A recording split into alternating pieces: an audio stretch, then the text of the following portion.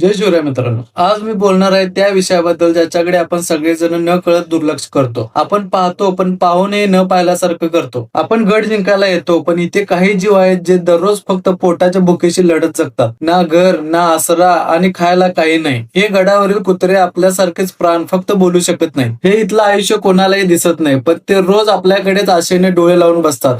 कोणीतरी येईल, थोडं काही खायला देईल, अशाच त्या छोट्या डोळ्यांची इच्छा. एक बिस्किट, एखादी ब्रेड किंवा घरी असलेलं थोडे उरलेलं अन्न त्यांच्यासाठी ते फक्त खायला नसतं, त्या क्षणी मिळणारं आपणपणाचं समाधान असतं. जर आज छत्रपती शिवाजी महाराज असते तर हेच सांगितले असते, माझ्या मावळ्यानं गड आपले आहेत आणि गडावरचा प्रत्येक जीवही आपला आहे. महाराजांनी कधीच कोणाला उपाशी ठेवू दिलं नाही. ते स्वतःच्या घोड्यांनाही भुकेला ठेवत नव्हते.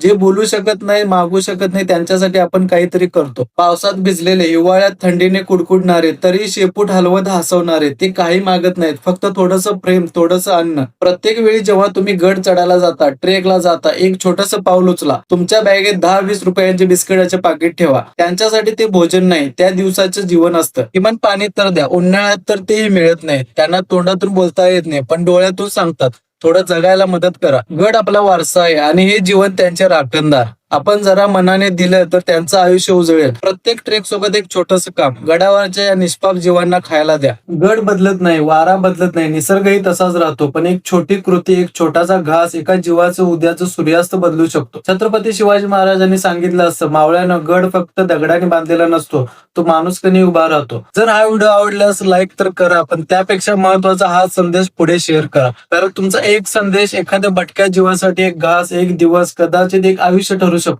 सबस्क्राईब करा, पण त्याहून आधी मनात एक छोटीशी जागा ठेवा या आवाज नसलेल्या जीवांसाठी. आपण जाऊ त्या प्रत्येक गडावर, आपल्यामुळे एखादा जीव आज उपाशी झोपला नाही हे समाधान घेऊन परत येऊया. पुन्हा भेटू, तोपर्यंत जय भवानी, जय शिवराय.